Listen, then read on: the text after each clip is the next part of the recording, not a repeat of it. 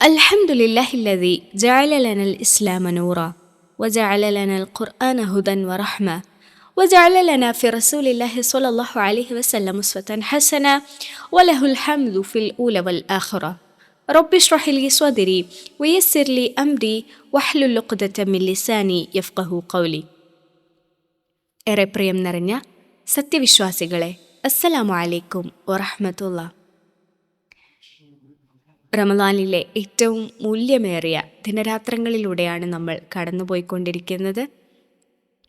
സർവശക്തൻ അള്ളാഹുവിൻ്റെ കലാമുകൾ കൂടുതൽ പഠിക്കുവാനും ആഴത്തിലതിനെ മനസ്സിലാക്കുവാനും അത് ജീവിതത്തിൽ പകർത്തുവാനും നമുക്കോരോരുത്തർക്കും തൗഫീഖ് നൽകുമാറാകട്ടെ.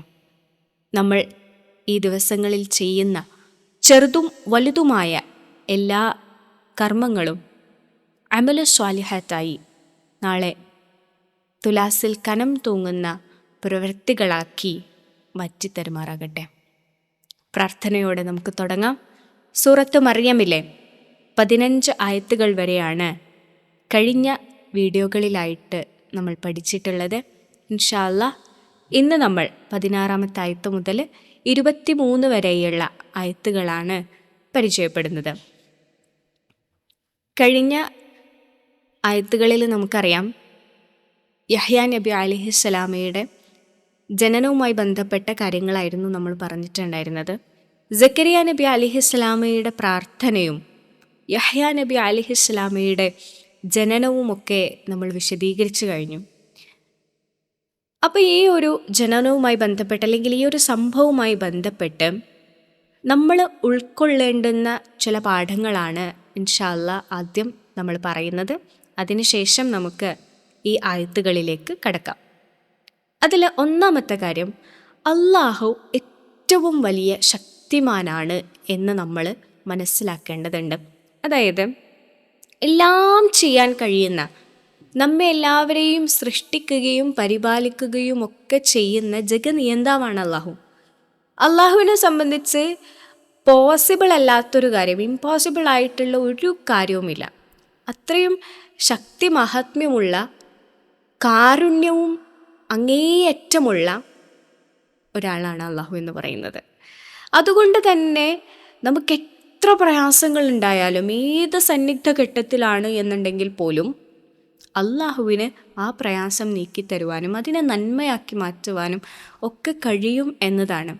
പക്ഷെ ഒറ്റ കാര്യം നമ്മൾ ചെയ്യേണ്ടുന്നുള്ളൂ, പ്രാർത്ഥിക്കുക എന്നത്. ഈ പ്രാർത്ഥന കൊണ്ട് നമ്മുടെ ജീവിതത്തിൽ ഒരുപാട് മിറാക്കിളുകൾ സംഭവിക്കും. നമ്മൾ വിചാരിക്കും, ഇത് ഏറ്റവും വലിയ പ്രയാസമാണ്, ഇതൊക്കെ എങ്ങനെയാണ് പടച്ചവന് മാറ്റിത്തരാൻ കഴിയുക? ഭൗതികമായിട്ട് നമ്മൾ ചിന്തിക്കുന്ന സമയത്ത് ഇതൊരിക്കലും നടക്കൂല എന്ന് തോന്നുന്ന പല കാര്യങ്ങളും പല ആളുകളും പറയുന്നത് പോലും നമ്മൾ കേട്ടിട്ടുണ്ട്. രോഗികളായിട്ടിരിക്കുന്ന സമയത്ത് ഡോക്ടേഴ്സ് വിധി എഴുതും, ഇത്ര ദിവസം നിങ്ങൾ ജീവിച്ചിരിക്കുള്ളൂ, അല്ലെങ്കിൽ ഇതൊക്കെ ചെയ്തു കഴിഞ്ഞതാണ്. മെഡിക്കൽ രംഗത്ത് നിന്നും അവർക്ക് ഉപയോഗപ്പെടുത്താവുന്ന എല്ലാ ഫെസിലിറ്റീസും ഉപയോഗപ്പെടുത്തുന്നുണ്ട്, പക്ഷെ ഒരിക്കലും ഞങ്ങൾക്ക് കഴിയില്ല, ഇനിയും ആയുസ് നീട്ടിക്കിട്ടാൻ ഒറ്റ കാര്യം മുമ്പിലുള്ളൂ, പ്രാർത്ഥിക്കുക എന്നുള്ളത് മാത്രമാണ് എന്ന് പറയും.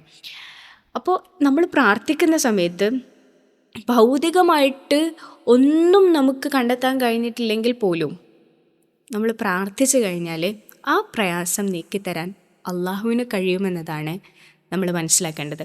അതുകൊണ്ട് തന്നെ ആ ഒരു വിശ്വാസത്തോടു കൂടിയിട്ട് അള്ളാഹുവിനോട് പ്രാർത്ഥിക്കുക എന്നതാണ്. അങ്ങനെ ഹൃദയ സാന്നിധ്യത്തോട് അല്ലെങ്കിൽ ഭയഭക്തിയോടുകൂടി നമ്മൾ പ്രാർത്ഥിക്കുന്ന ഏതൊരു പ്രാർത്ഥനയും അള്ളാഹു എന്ത് ചെയ്യൂല, ഒരിക്കലും കേൾക്കാതിരിക്കുകയില്ല എന്നതാണ് നമ്മൾ മനസ്സിലാക്കേണ്ട ഒന്നാമത്തെ കാര്യം. രണ്ടാമത്തേത്, സാധാരണ പ്രകൃതി നിയമങ്ങൾക്ക് അതീതമായിക്കൊണ്ട് ചില സംഭവങ്ങൾ എന്ത് ചെയ്യും, അള്ളാഹു ഈ ലോകത്ത് തന്നെ നമുക്ക് നൽകുമെന്നതാണ്. അതിന് ഏറ്റവും വലിയ ഉദാഹരണമാണ് നമ്മൾ സക്കരിയ നബി അലൈഹിസ്സലാമയുടെ ജനനം എന്നുള്ളത്. ശരിക്കും നമ്മൾ നോക്കുന്ന സമയത്ത് യഹ്യാ നബി അലൈഹിസ്സലാമയുടെ പിതാവ് സക്കരിയ നബി അലൈഹിസ്സലാം അദ്ദേഹത്തിന് വാർദ്ധക്യം ബാധിച്ചിട്ടുണ്ട്, അദ്ദേഹത്തിൻ്റെ ബലഹീനതകൾ അവിടെ പറയുന്നുണ്ട്. അപ്പം ഇങ്ങനെയൊക്കെ ഉണ്ടായിട്ടും ഭൗതികമായിട്ട് നോക്കുന്ന സമയത്ത് അദ്ദേഹത്തിൻ്റെ ഭാര്യ വന്ധ്യയാണ്. ഇതൊക്കെ നോക്കുമ്പോൾ ഉണ്ടാകാതിരിക്കാനുള്ള സാധ്യതകളാണ് ഏറ്റവും കൂടുതൽ. പക്ഷെ എന്നിട്ട് പോലും അള്ളാഹു എന്ത് ചെയ്യുന്നുണ്ട്, ഒരു കുഞ്ഞിനെ പ്രദാനം ചെയ്യുന്നുണ്ട്. അപ്പോൾ ചില കാര്യങ്ങൾ എന്ത് ചെയ്യും, അള്ളാഹു പ്രകൃതി നിയമങ്ങൾക്ക് അപ്പുറത്തേക്ക് എന്ത് ചെയ്യും, സാധാരണമല്ല എന്ന് നമുക്ക് തോന്നുന്ന പല കാര്യങ്ങളും ഈ ലോകത്ത് തന്നെ നമുക്ക് നൽകുമെന്നതാണ്. അതുകൊണ്ട് പ്രാർത്ഥന നമ്മളൊരിക്കലും കൈവിടാൻ പാടില്ല എന്നതാണ് രണ്ടാമത്തെ കാര്യം. മൂന്നാമത്തേത്, രഹസ്യമായിട്ട് നടത്തുന്ന പ്രാർത്ഥനകൾക്ക് പ്രത്യേക ഫലം ചെയ്യുമെന്നതാണ്. സക്കരിയ നബി അലൈഹിസ്സലാം വളരെ രഹസ്യമായിക്കൊണ്ടായിരുന്നു എന്ത് ചെയ്തിരുന്നത്, പ്രാർത്ഥിച്ചിരുന്നത്. അതുകൊണ്ട് തന്നെ അതിനൊരു പ്രത്യേക ഫലം ഉണ്ടാകുമെന്നത് തന്നെയാണ് നമ്മൾ മനസ്സിലാക്കേണ്ടത്. പബ്ലിക്കായിട്ട് നമ്മൾ പറഞ്ഞ് പ്രാർത്ഥിക്കുന്നതിനേക്കാൾ കൂടുതൽ നമ്മുടെ ബലഹീനതകളും ഒക്കെ പ്രകടിപ്പിച്ചുകൊണ്ട്, പടച്ചോനെ ഞാൻ അശക്തയാണ്, അല്ലേ, ഞാൻ അശക്തനാണ്, എനിക്കൊന്നും ചെയ്യാൻ കഴിയില്ല എന്ന് നിനക്കറിയാം, എനിക്ക് ഇന്ന വീക്ക്നെസ്സുകളുണ്ട്, ഇതൊക്കെയാണ് എനിക്ക് കഴിയാത്ത കാര്യങ്ങൾ, പടച്ചോനെ അതൊക്കെ അറിയുന്നവൻ നീയാണ്, അള്ളാഹുവിന് ഇതൊക്കെ അറിയാം, നമ്മളെ ബലഹീനതകളും നമ്മുടെ വീക്ക്നെസ്സും എല്ലാം അള്ളാഹുവിനറിയാം, നമ്മൾ എന്ത് തെറ്റുകൾ ചെയ്തിട്ടുള്ളതാണ് എന്നൊക്കെ അള്ളാഹുവിനറിയാം. പക്ഷേ ആ ഒരു ബലഹീനതയും നമ്മുടെ നിസ്സഹായാവസ്ഥയും നമ്മൾ എടുത്തു പറഞ്ഞ് പ്രാർത്ഥിക്കുമ്പോൾ, രഹസ്യമായിട്ട് അതൊന്നും കൂടെ എടുത്തു പറഞ്ഞ് പ്രാർത്ഥിക്കുമ്പോൾ അത് കൂടുതൽ ഫലം ചെയ്യുമെന്നുള്ളതാണ്. അള്ളാഹുവിനെ അറിയുമെങ്കിൽ പോലും നമ്മൾ അത് എടുത്തു പറഞ്ഞ് പ്രാർത്ഥിക്കുന്നത് പ്രത്യേകമായിട്ട് ഗുണം ചെയ്യുമെന്നതാണ് ഈ പ്രാർത്ഥനയിൽ നിന്നും ഈ സംഭവത്തിൽ നിന്നും നമ്മൾ മനസ്സിലാക്കേണ്ടത്. സക്കരിയ നബി അലൈഹിസ്സലാം പറഞ്ഞുല്ലേ, ഇന്നി വഹനൽ അദ്മു മിന്നി വസ്തഅല റഅസു ശൈബ, പടച്ചോനെ ഞാൻ ബലഹീനനാണ്, അതുപോലെ തന്നെ എന്താണ്, എൻ്റെ മുടിയൊക്കെ നരച്ചിട്ടുണ്ട്, നര വന്നിട്ട് അത് കത്തി ജ്വലിക്കുന്നുണ്ടെന്ന്, തലമുടി എന്നൊക്കെ പറയുന്നുണ്ട്. അപ്പോൾ അത്രയും നിസ്സഹായനായിക്കൊണ്ട് പ്രാർത്ഥിക്കുകയാണ്. ഇത് പടച്ചോൻ അറിയില്ലേ? അറിയാം. സക്കരിയ നബി അലൈഹിസ്സലാമക്ക് ഇത്തരത്തിലുള്ള ബലഹീനതകളുണ്ട് എന്ന് അള്ളാഹുവിന് അറിയാം. എന്നിട്ടും സക്കരിയ നബി അലൈഹിസ്സലാം അത് എടുത്ത് പ്രാർത്ഥിക്കുകയാണ്. അപ്പോൾ നമ്മളും എന്ത് ചെയ്യണം, നമ്മുടെ ബലഹീനതകൾ പറഞ്ഞുകൊണ്ട്, നമ്മുടെ നിസ്സഹായാവസ്ഥ പ്രകടിപ്പിച്ചുകൊണ്ടായിരിക്കണം, അള്ളാഹുവിനോട് രഹസ്യമായിക്കൊണ്ടായിരിക്കണം പ്രാർത്ഥിക്കേണ്ടത് എന്നതാണ്. മറ്റൊന്ന്, സന്താനങ്ങൾക്ക്, നമുക്ക് അള്ളാഹു നൽകുന്ന സന്താനങ്ങൾക്ക് ഏറ്റവും നല്ല പേര് കണ്ടെത്തുക എന്നത്. യഹ്യ എന്നുള്ള പേര് മറ്റാർക്കും ഇല്ലാത്തൊരു പേരാണ് അള്ളാഹു എന്ത് ചെയ്ത് സക്കരിയ നബി അലൈഹിസ്സലാമയുടെ മകന് വേണ്ടി നിശ്ചയിച്ചു കൊടുത്തത്, അല്ലേ, ആർക്കും ഇല്ലാത്തൊരു പേര്. അപ്പോൾ നമ്മുടെ നാട്ടിലൊക്കെ നമ്മൾ ഒന്ന് നോക്കുക, നമ്മളെ നാട്ടിൽ അധികം ആർക്കുമില്ലാത്ത, അല്ലെങ്കിൽ എവിടെയും നമ്മൾ കേട്ട് പരിചിതമല്ലാത്തൊരു പേര് നമ്മുടെ കുഞ്ഞിനെ നിശ്ചയിക്കുക എന്നുള്ളത്. പലപ്പോഴും അത് നമ്മൾ നോക്കുന്നത് എന്തിനാണെന്ന് വെച്ചാൽ, നമ്മളൊരു പേര് എന്ന് പറയുന്നത് നമ്മളുടെ ഒരു ഐഡൻറ്റിറ്റിയാണ്, നമ്മൾ മനസ്സിലാക്കാൻ വേണ്ടിയിട്ട്, നമ്മളെ തിരിച്ചറിയാൻ വേണ്ടിയിട്ട് നമ്മൾ നൽകുന്ന ഒന്നാണ്. അതുകൊണ്ട് തന്നെ അത് മറ്റെവിടെയും കേൾക്കാത്ത ഒരു നല്ല പേര്, അതുപോലെ തന്നെ നല്ല അർത്ഥത്തിലുള്ള പേര് നമ്മൾ നമ്മുടെ കുഞ്ഞിന് നിശ്ചയിക്കണമെന്നതാണ് ഈ സംഭവവുമായി ബന്ധപ്പെട്ട് നമ്മൾ ശ്രദ്ധിക്കേണ്ട മറ്റൊരു കാര്യം. അതുപോലെ തന്നെ മക്കളുടെ നന്മക്ക് വേണ്ടിയിട്ട് എന്ത് ചെയ്യണം, മാതാപിതാക്കൾ പ്രാർത്ഥിക്കണമെന്നതാണ്. നമുക്കറിയാം, സക്കരിയ നബി അലൈഹിസ്സലാമ തൻ്റെ കുഞ്ഞ് ജനിക്കുകയാണെന്നുണ്ടെങ്കിൽ ആ കുഞ്ഞ് എങ്ങനെയാവണം, ആ കുഞ്ഞ് എന്തിനു വേണ്ടിയിട്ടാണ്, ജനങ്ങൾക്കിടയിൽ റളിയായിരിക്കണം, എല്ലാവർക്കും തൃപ്തിയുള്ള ഒരു നല്ല കുഞ്ഞായിരിക്കണം എന്നൊക്കെ പ്രാർത്ഥിക്കുന്നുണ്ട്. അപ്പോൾ അതിൽ നിന്ന് നമ്മൾ മനസ്സിലാക്കേണ്ടത്, മക്കളുടെ നന്മക്ക് വേണ്ടിയിട്ട് എന്ത് ചെയ്യണം, മാതാപിതാക്കൾ പ്രാർത്ഥിക്കണം എന്നതാണ്. നമ്മൾ കുഞ്ഞ് ജനിക്കുന്നതിന് മുമ്പും കുഞ്ഞ് ജനിക്കാനിരിക്കുമ്പോഴും കുഞ്ഞുണ്ടായതിന് ശേഷമൊക്കെ ആ പ്രാർത്ഥന നമ്മൾ തുടരണം എന്നതാണ് പറയാനുള്ളത്. മറ്റൊന്ന്, മാതാപിതാക്കൾക്ക് നന്മ ചെയ്യുക എന്നത് മക്കളുടെ ഏറ്റവും വലിയ കടമയാണ്. അത് അവരെത്ര ഡിസേർവ് ചെയ്യുന്നുണ്ട് ഇല്ല എന്നുണ്ടെങ്കിൽ പോലും, ചില ആളുകൾ പറയും, എൻ്റെ മാതാപിതാക്കൾ എനിക്ക് അങ്ങനെയൊന്നും ചെയ്തു തന്നിട്ടില്ലല്ലോ, അങ്ങനെയൊന്നും ചെയ്തിട്ടില്ലല്ലോ എന്ന് പറയും. പക്ഷെ എന്നിരുന്നാൽ പോലും അതവരുടെ കടമയാണ്, മാതാപിതാക്കൾക്ക് നന്മ ചെയ്യുക എന്നുള്ളത്. ആ മാതാപിതാക്കൾ തങ്ങൾക്ക് വേണ്ടി ഒന്നും ചെയ്തിട്ടില്ല എന്നുണ്ടെങ്കിൽ പോലും തൻ്റെ മാതാപിതാക്കൾക്ക് നന്മ ചെയ്യുക എന്നുള്ളത് ഓരോ മക്കളുടെയും കടമയാണ് എന്നതാണ് ഈ സംഭവവുമായി ബന്ധപ്പെട്ട് മറ്റൊരു കാര്യം നമ്മൾ മനസ്സിലാക്കേണ്ടത്.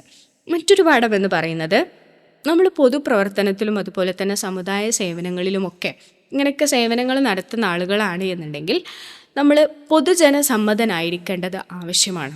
അതായത് റളിയാവണമെന്ന് പ്രാർത്ഥിച്ചിട്ടുണ്ട് അല്ലേ സക്കരിയ നബി അലൈഹിസ്സലാം.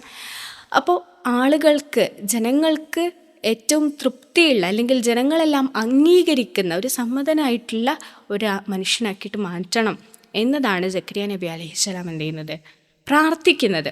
അപ്പോൾ നമ്മൾ ശ്രദ്ധിക്കേണ്ട ഒരു കാര്യം എന്ന് പറയുന്നത്, നമ്മൾ പൊതുജനങ്ങൾക്ക് വേണ്ടി സേവനങ്ങൾ അർപ്പിക്കുന്ന സമയത്ത് നമ്മളും ഇതുപോലെ തന്നെ റളിയായിരിക്കുന്നതിന് വേണ്ടിയിട്ട് നമ്മൾ പ്രാർത്ഥിക്കണം, അതിനു വേണ്ടിയിട്ട് ശ്രമിക്കണം എന്നതാണ്. അപ്പോൾ ഇത്തരം കാര്യങ്ങളാണ് യഹ്യാ നബി അലൈഹിസ്സലാമയെക്കുറിച്ച് വിശദീകരിക്കുന്ന ആയത്തുകളിൽ നിന്നും നമ്മൾ ഉൾക്കൊള്ളേണ്ട പാഠം എന്ന് പറയുന്നത്. ഓക്കെ, ഇനി നമുക്ക് അടുത്ത ആയത്തുകളുടെ പാരായണത്തിലേക്ക് കടക്കാം. أعوذ بالله من الشيطان الرجيم.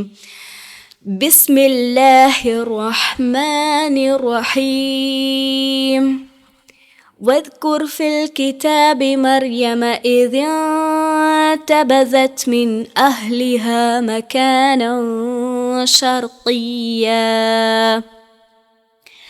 فاتخذت من دونهم حجابا فأرسلنا إليها روحنا فتمثل لها بشرا سويا قالت إني أعوذ بالرحمن منك إن كنت تقيا قال إنما أنا رسول ربك لأهب لك غلاما زكيا قالت أنى يكون لي غلام ولم يمسسني بشر ولم أك بغيا قال كذلك قال ربك هو علي هين ولنجعله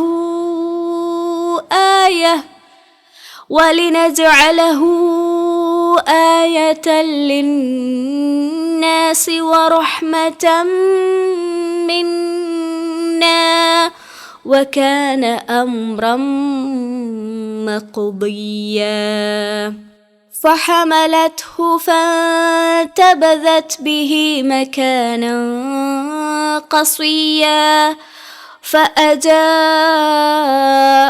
المخاض إلى جذع النخلة قالت يا ليتني مت قبل هذا وكنت نسيا منسيا. അപ്പോൾ നമ്മൾ നേരത്തെ സക്കരിയ നബി അലൈഹിസ്സലാമയെക്കുറിച്ചായിരുന്നു, അദ്ദേഹത്തിൻ്റെ പിതാവിൻ്റെ പ്രാർത്ഥനയും അദ്ദേഹത്തിൻ്റെ ജനനവും യഹ്യാ നബി അലൈഹിസ്സലാമയുടെ ക്വാളിറ്റികളുമെല്ലാം നമ്മൾ വിശദീകരിച്ചു.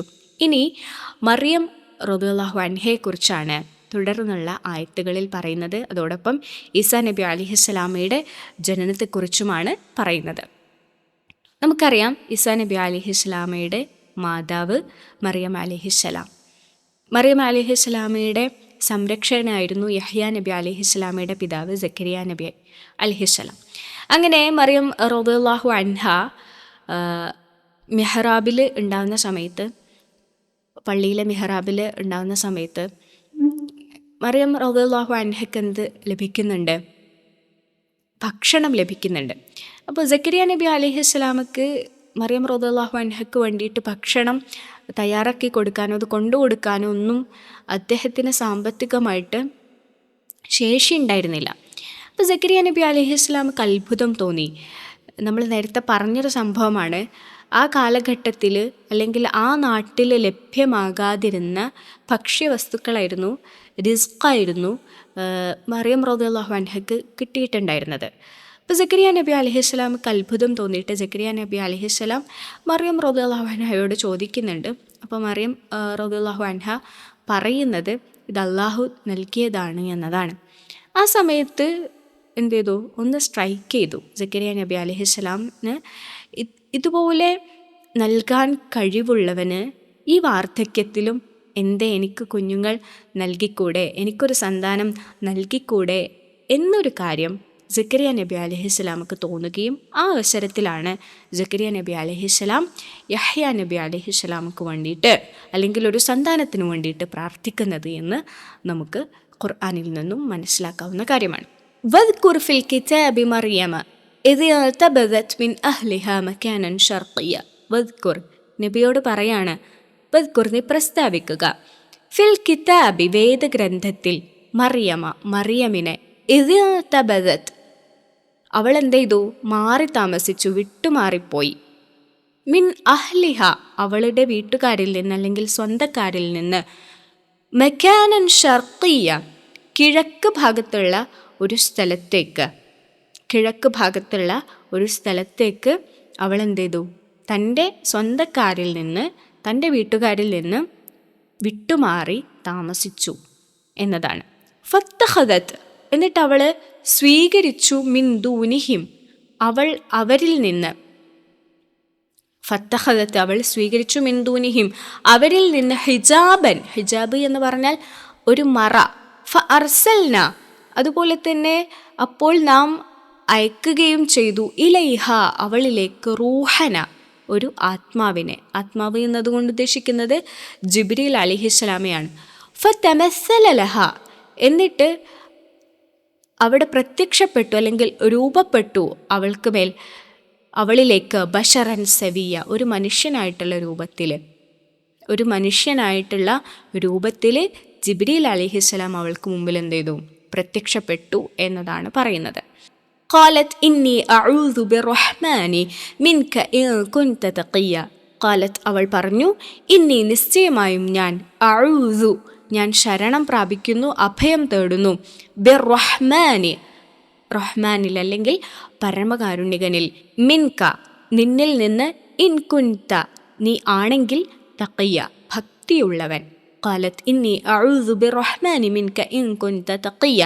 അവൾ പറഞ്ഞു, നീ ഭക്തിയുള്ളവനാണെങ്കിൽ നിന്നിൽ നിന്ന് ഞാൻ പരമകാരുണികനായുള്ളവനിൽ ശരണം പ്രാപിക്കുന്നു എന്ന് പറഞ്ഞു. ഖാല ഇന്നമാ അന റസൂലു റബ്ബികി ലിഅഹബ ലകി ഗുലാമൻ സക്കിയ. ഖാല, അദ്ദേഹം പറഞ്ഞു, ഇന്നമാ, മാത്രമാണ്, തീർച്ചയായും മാത്രമാണ്, അന, ഞാൻ, റസൂലു റബ്ബിക്കി, നിന്റെ രക്ഷിതാവിൻ്റെ ദൂതൻ മാത്രമാണ്, ലി അഹബ ലക്കി, നിനക്ക് പ്രദാനം ചെയ്യുവാൻ. ലി അഹബ, ഞാൻ ദാനം ചെയ്യുവാൻ അല്ലെങ്കിൽ പ്രദാനം ചെയ്യുവാൻ, ലക്കി, നിനക്ക്, ഗുലാമൻ, ഒരു ആൺകുട്ടിയെ, സക്കിയ, പരിശുദ്ധനായ. ഖാലത്ത് അന്നാ യകൂനു ലി ഗുലാമുൻ വലം യംസസ്നി ബശറുൻ വലം അകു ബഗിയ. ഖാലത്ത്, അവൾ പറഞ്ഞു, അന്നാ യകൂനു ലി, എനിക്കെങ്ങനെ ആവാനാണ്, ഗുലാമുൻ, ഒരു ആൺകുഞ്ഞ്, എനിക്കെങ്ങനെയാണ് കുട്ടി ഉണ്ടാവുക, വലം യംസസ്നി, എന്നെ സ്പർശിച്ചിട്ടില്ല, ബഷറുൻ, ഒരു മനുഷ്യനും, വലം അക്കു ബഗിയ, ഞാനൊരു ദുർവൃത്ത അല്ലെങ്കിൽ ഒരു തോന്നിവാസിക്കാരി ആയിട്ടുമില്ല, പിന്നെ എങ്ങനെയാണ് എനിക്ക് കുഞ്ഞുണ്ടാവുക എന്ന് മറിയം റളിയല്ലാഹു അൻഹ പറയാണ്. ഖാല കദാലിക ഖാല റബ്ബുകി ഹുവ അലയ്യ ഹയ്യിനുൻ. ഖാല, അദ്ദേഹം പറഞ്ഞു, കദാലിക, അപ്രകാരം തന്നെയാണ്, ഖാല റബ്ബുകി, നിന്റെ രക്ഷിതാവ് പറഞ്ഞു, ഹുവ അലയ്യ ഹയ്യിനുൻ, അതെനിക്കെന്താണ്. ഹയ്യിൻ എന്ന് പറഞ്ഞാൽ നമ്മൾ കഴിഞ്ഞ ആയത്തിൽ പറഞ്ഞു അല്ലേ, ഹയ്യിൻ എന്നാൽ നിസ്സാര കാര്യമാണ്, എളുപ്പമായിട്ടുള്ളൊരു കാര്യമാണ്. വലിനജഅലഹു ആയതൻ വറഹ്മതൻ മിന്ന, വലിനജഅലഹു, അവനെ ആക്കുവാനാണ്, ആയത്തൻ, ദൃഷ്ടാന്തം, ലിന്നാസി, ജനങ്ങൾക്ക്, വറഹ്മതൻ, കാരുണ്യവും, മിന്ന, നമ്മിൽ നിന്നുള്ള, വകാന അംറം മഖ്ദിയ, വകാന, അതായിരിക്കുന്നു, അംറം മഖ്ദിയ, ഒരു കാര്യം, മഖ്ദിയ എന്നാൽ തീരുമാനം ചെയ്യപ്പെട്ട അല്ലെങ്കിൽ തീരുമാനിച്ചു കഴിഞ്ഞിട്ടുള്ള. ഫഹമലത്ഹു ഫൻതബദത് ബിഹി മകാനൻ ഖസിയ. ഫഹമലത്ഹു, അപ്പോൾ അവൾ അവനെ ഗർഭം ധരിച്ചു. ഹമല എന്ന് പറഞ്ഞാൽ ഗർഭം ധരിച്ചു, ഹമലത്ത്, ഗർഭം ധരിച്ചു. ഫഹമലത്ഹു, അപ്പോൾ അവൾ അവനെ ഗർഭം ധരിച്ചു. ഫൻതബദത് ബിഹി, എന്നിട്ട് അവൾ വിട്ടുമാറി താമസിക്കുകയും ചെയ്തു. മകാനൻ ഖസിയ, ഒരു ദൂരപ്പെട്ട സ്ഥലത്തേക്ക്. فأجاءها المخاض إلى جذع النخلة قالت يا ليتني مت قبل هذا وكنت نسيا منسيا. فأجاءها, അങ്ങനെ അവളെ വരുത്തി അല്ലെങ്കിൽ അവളെ കൊണ്ടുവന്നു, അൽ മഖാദു, പ്രസവവേദന, ഇലാ ജിദ്ഇൻ നഖ്ല, ഒരു ഈന്തപ്പന മരത്തിങ്കലേക്ക്. ഖാലത്ത്, അവൾ പറഞ്ഞു, യാ ലൈതനി, ഓ ഞാനായിരുന്നെങ്കിൽ, മിത്തു ഖബ്ല ഹാദാ, ഇതിനു മുമ്പ് മരണപ്പെട്ടു പോയിരുന്നെങ്കിൽ, വകുൻതു, ഞാനായിരുന്നെങ്കിൽ, നസ്യം മൻസിയ, തിരെ മറക്കപ്പെട്ടു പോയ അല്ലെങ്കിൽ പറ്റ വിസ്മരിക്കപ്പെട്ട ഒരു വസ്തുവായി ഞാൻ ആയിത്തീരുകയെങ്കിലും ചെയ്തിരുന്നെങ്കിൽ എന്ന് പറയാണ്. വിശുദ്ധ ഖുർആനിലെ സത്യവിശ്വാസികൾക്ക് മാതൃകയായിക്കൊണ്ട് അത് പുരുഷനാണെങ്കിലും സ്ത്രീക്കാണെങ്കിലും മാതൃകയായിക്കൊണ്ട് അവതരിപ്പിക്കുന്നത് 2 സ്ത്രീകളെയാണ്. ഒന്ന് മറിയം റളിയല്ലാഹു അൻഹയും അതുപോലെ തന്നെ മറ്റൊന്ന് ഫിർഔൻ്റെ ഭാര്യയായിട്ടുള്ള ഇമ്രഅത്തു ഫിർഔൻ എന്നാണ് വിശുദ്ധ ഖുർആനിൽ പറയുന്നത്. എന്നാൽ മറിയം റളിയല്ലാഹു അൻഹയുടെ പേരെന്ത് ചെയ്തിട്ടുണ്ട്? വിശുദ്ധ ഖുർആനിൽ പറഞ്ഞിട്ടുണ്ട്. വിശുദ്ധ ഖുർആനിൽ പേര് പറയപ്പെട്ട ഏക സ്ത്രീ ആരാണ്? മറിയം റളിയല്ലാഹു അൻഹയാണ്. അപ്പോൾ മറിയം റളിയല്ലാഹു അൻഹയെക്കുറിച്ച് മോശമായിട്ടുള്ള രൂപത്തിൽ ചിത്രീകരിക്കുകയും അതുപോലെ തന്നെ അവരെ ഒരു വേശ്യയായിട്ട് ഒക്കെ പരിഗണിക്കുകയും ഒക്കെ ചെയ്യുന്ന ആളുകളുമൊക്കെ ഉണ്ട്. അവർക്ക് മേൽ ഒരുപാട് ആരോപണങ്ങളൊക്കെ ചുമത്തിക്കൊണ്ട് അവരൊരു മോശപ്പെട്ട സ്ത്രീയായിട്ട് പരിഗണിക്കുകയും ചിത്രീകരിക്കുകയും ഒക്കെ ചെയ്യുന്ന ആളുകൾ നമുക്ക് ചുറ്റിലുമുണ്ട്. യുക്തിവാദികളായിട്ടുള്ള പല ആളുകളും അങ്ങനെ ചെയ്യുന്നുണ്ട്. അതുപോലെ തന്നെ നമുക്കറിയാം, ജൂതന്മാരായിട്ടുള്ള യഹൂദികളായിട്ടുള്ള ആളുകൾ പോലും മറിയം റളിയല്ലാഹു അൻഹയെ അങ്ങനെയാണ്, ആ രൂപത്തിലാണ് കാണുന്നത് എന്ന് നമുക്ക് ഒരു ചാരസന്തതിയായിക്കൊണ്ടാണ് കാണുന്നത് എന്ന് നമുക്ക് കാണാൻ കഴിയും. എന്നാൽ വിശുദ്ധ ഖുർആൻ അല്ലെങ്കിൽ ഇസ്ലാം മതം മറിയം റളിയല്ലാഹു അൻഹയ്ക്ക് വളരെ വലിയ ഒരു സ്ഥാനമാണ് നൽകുന്നത്. അപ്പോൾ ആ ഒരു കാര്യം റസൂൽ സ്വല്ലല്ലാഹു അലൈഹി വസല്ലമയോട് ഈ വേദഗ്രന്ഥത്തിൽ പ്രസ്താവിക്കാൻ വേണ്ടിയിട്ടാണ് അള്ളാഹു ആവശ്യപ്പെടുന്നത്. ആദ്യമായിട്ട് പറയുന്നത് കിഴക്ക് ഭാഗത്തുള്ള സ്ഥലത്തേക്ക് അവർ വിട്ടുമാറി താമസിച്ചപ്പോൾ എന്നതാണ്. അതായത് പിന്നെ അവർ പള്ളിയിലെ മെഹ്റാബിലാണ് താമസിച്ചു കൊണ്ടിരിക്കുന്നത്. അപ്പോൾ ആ സമയത്തേക്ക് അവർക്കൊരു മറ ലഭിക്കുകയും അങ്ങനെ അവിടേക്ക് റൂഹ് എന്ന് പറയുമ്പോൾ ജിബ്രീൽ അലൈഹിസ്സലാം, ആത്മാവ് എന്നർത്ഥത്തിലല്ല, അവിടെ ജിബ്രീൽ അലൈഹിസ്സലാം എന്ന അർത്ഥത്തിലാണ് ഉപയോഗിച്ചിട്ടുള്ളത്. അങ്ങനെ അദ്ദേഹം അങ്ങോട്ട് വരികയും ഒരു മനുഷ്യൻ്റെ രൂപത്തിൽ അവരുടെ മുമ്പിൽ പ്രത്യക്ഷപ്പെടുകയും ചെയ്യാണ്. എന്നിട്ട് അവർ പറയാണ്, ഞാൻ നിങ്ങൾക്ക് ഒരു ഗുലാമിനെ, ഒരു ആൺകുഞ്ഞിനെ ദാനം ചെയ്യുന്നതിന് വേണ്ടിയിട്ട് അയച്ചിട്ടുള്ള ഒരു ദൂതനാണ് എന്ന് പറയാണ്. അപ്പോൾ മറിയം റളിയല്ലാഹു അൻഹ ആകാംക്ഷയോട് ചോദിക്കാണ്, എനിക്കെങ്ങനെ ഒരു ആൺകുഞ്ഞ് അല്ലെങ്കിൽ ഒരു കുഞ്ഞ് ലഭിക്കാനാണ്? കാരണം എന്നെ ഒരു പുരുഷൻ ഇതുവരെ എന്ത് ചെയ്തിട്ടില്ല, സ്പർശിച്ചിട്ടില്ല. ഞാൻ അങ്ങനെ ഒരു മോശപ്പെട്ട ഒരു സ്ത്രീയുമല്ല, പിന്നെ എങ്ങനെയാണ് എനിക്കൊരു കുഞ്ഞ് ലഭിക്കുക എന്ന് ആകാംക്ഷയോട് കൂടിയിട്ട് ചോദിക്കാണ്. ഇതേ ചോദ്യം സക്കരിയ നബി അലൈഹിസ്സലാമയും അള്ളാഹുവിനോട് ചോദിക്കുന്നുണ്ട്. ഞാനെന്താണ്, വാർദ്ധക്യത്തിൽ എത്തിയിട്ടുള്ള ഒരു മനുഷ്യനാണ്, അതുപോലെ തന്നെ എൻ്റെ ഭാര്യ വന്ധ്യയുമാണ്, പിന്നെ എങ്ങനെയാണ് ഞങ്ങൾക്ക് കുഞ്ഞുണ്ടാവുക എന്ന് ചോദിക്കുന്നുണ്ട്. ഇതേ ചോദ്യം തന്നെയാണ്, അല്ലെങ്കിൽ ഇതേ രൂപത്തിൽ തന്നെയാണ് മറിയം റളിയല്ലാഹു അൻഹ ചോദിക്കുന്നത്. സക്കരിയ നബി അലൈഹിസ്സലാമക്ക് കുഞ്ഞുണ്ടാവുന്നത് പോലെയുമല്ല മറിയം റളിയല്ലാഹു അൻഹയെ സംബന്ധിച്ചിടത്തോളം ഒരു പുരുഷനും സ്പർശിച്ചിട്ടില്ല.